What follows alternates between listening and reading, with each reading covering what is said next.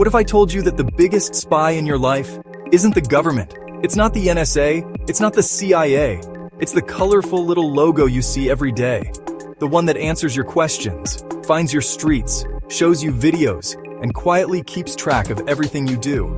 Behind that blank white search bar lies one of the greatest stories of our time, a story of genius, power, betrayal, and secrets so deep, most of us never even realize we've given them away. This is the untold story of Google. And once you step inside the vault, you'll never look at the internet the same way again. Welcome to the Vault of Kronos. The year was 1996. Stanford students Larry Page and Sergey Brin were working on a research project. Their mission? To organize the chaos of the internet. The web was exploding with new sites daily, but search engines were clunky and messy.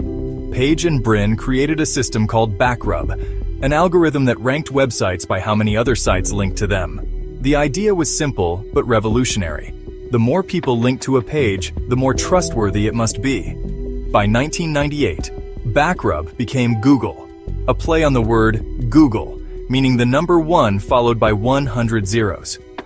At first, Google seemed harmless, even playful. The company's motto was, "Don't be evil." But as history would soon prove, slogans are easier to invent than to keep. Google quickly became the gateway to the internet. It wasn't just a tool, it became the default. The place you went to ask questions you wouldn't dare ask anyone else. Then came the expansion. Gmail in 2004, Google Maps in 2005, YouTube in 2006, Android in 2007. One by one, Google stopped being just a search engine. It became the web itself. Every email, every video, every street, every app. Google wasn't just organizing the internet anymore. It was building a mirror of our lives. But this empire wasn't powered by magic. It was powered by something far more valuable, our data. Google didn't charge you a dime. Its services were free. But nothing is ever free. While you typed, clicked, and scrolled, Google quietly collected. Every search became a clue. Every location, ping a breadcrumb.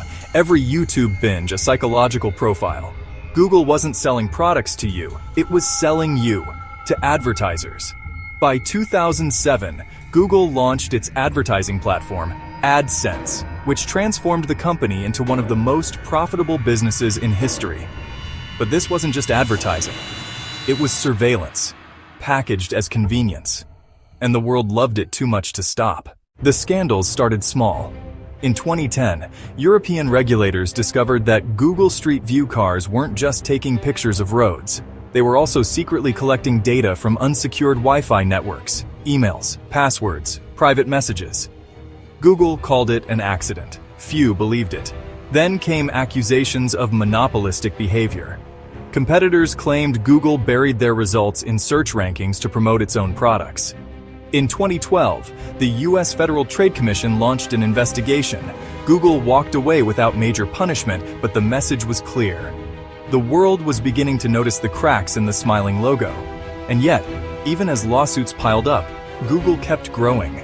Because scandals come and go, but addiction to convenience? That lasts forever. Google Maps. Helpful, isn't it? It tells you where to go, but it also remembers everywhere you've been. Your favorite coffee shop, your doctor's office, the person's house you visited when you told others you were somewhere else. In fact, buried deep in settings is your location timeline, a perfect diary of your movements. For years, journalists revealed that even when location history was turned off, Google still tracked users through other services. The company quietly admitted it, but the practice never really stopped. You didn't just give Google your search history. You gave it the story of your life, step by step, street by street. Google's real genius wasn't just collecting information, it was using that information to shape behavior. Think about it. YouTube's algorithm decides what video you see next. Google search decides which restaurant looks trustworthy. The order of results on a single page can shift the opinions of millions. Researchers even gave this a name, the search engine manipulation effect. A subtle change in rankings can sway undecided voters, influence elections, nudge entire societies. When you control the flow of information, you don't just reflect reality, you create it. And here's the part that's almost unbelievable. You don't even need to use Google to be tracked by Google. Millions of websites have hidden Google trackers, cookies, analytics, ad networks. Even if you never made a Gmail account, never downloaded Chrome, never used Android, chances are Google has a shadow profile on you. A secret file built from borrowed fragments. It's like being followed by someone invisible, someone who knows your habits, your devices, your patterns, and you'll never get to see the file they've written on you. By now, Google had become more than a company. It was an oracle.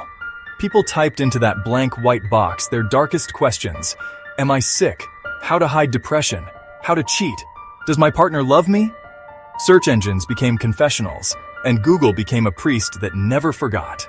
Your fears, your secrets, your guilt, all stored, all analyzed. Not just to sell you ads, but to build a mirror so accurate it knows you better than your own family. By the 2010s, Google had become too big to fail. It wasn't just a search engine. It was YouTube, Android, Maps, Gmail, Chrome, Cloud, and more. If Facebook was a social network, Google was the infrastructure of the internet itself. And with that came influence. Political influence, economic influence, cultural influence.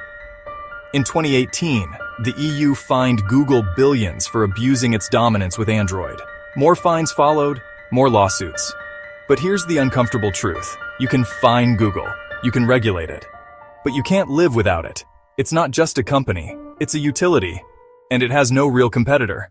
Imagine standing before a mirror that doesn't just reflect your face, it remembers your entire life, your searches, your travels, your questions, your confessions.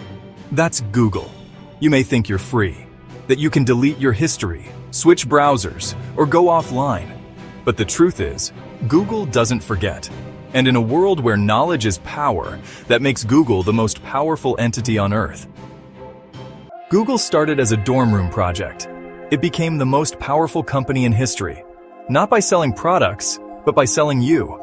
It's the friendly giant that maps your streets, finds your restaurants, streams your videos, while quietly keeping a record of your life. And as the world stares at the colorful logo, the real story remains hidden in plain sight. We never searched Google. Google searched us. This was the Vault of Kronos. If you want to uncover more hidden truths, subscribe and step deeper into the vault.